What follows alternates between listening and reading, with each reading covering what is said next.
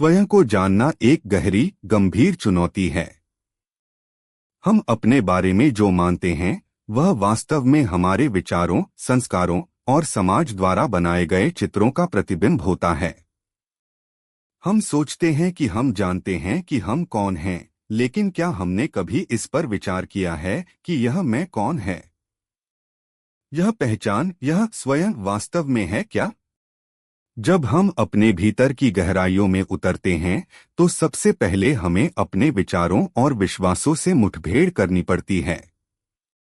यह चुनौती आसान नहीं है, क्योंकि हम उन बातों को सच मानते हैं जो हमें बताया गया है, जिन पर हमने कभी सवाल नहीं उठाए।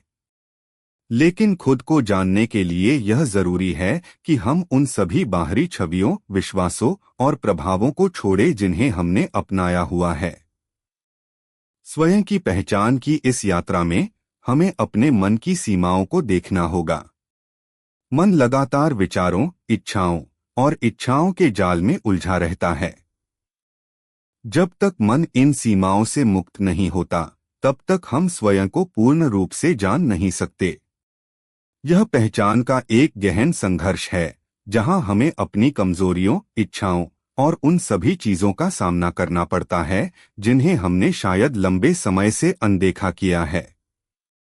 स्वयं को जानने की प्रक्रिया में सबसे बड़ा अवरोध होता है हमारा डर इस बात का कि हम क्या पाएंगे, या यह कि शायद जो हम मानते थे वह सत्य न हो। लेकिन जब हम इस डर को पार कर लेते हैं, तभी हमारे सामने आत्मज्ञान की सच्ची राह खुलती है। यह एक ऐसी राह है जहां न तो कोई लक्ष्य होता है और न ही कोई मंजिल। यह केवल सतत अन्वेषण की प्रक्रिया है। जब हम स्वयं की पहचान को समझने की इस चुनौती को स्वीकार करते हैं, तब हमें यह भी समझ में आता है कि पहचान के पीछे कोई ठोस स्वरूप नहीं है।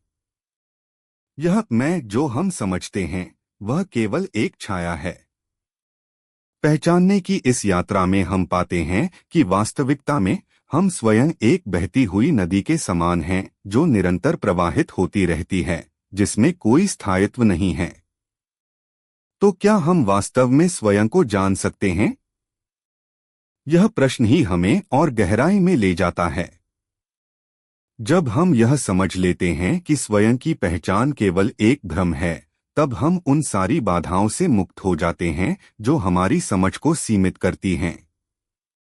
यह मुक्ति ही आत्मज्ञान है, जहां व्यक्ति न तो स्वयं को किसी रूप में बांधता है और न ही किसी विचारधारा में। यह चुनौती हमें दिखाती है कि आत्मज्ञान किसी स्थान या स्थिति तक पहुंचना नहीं है।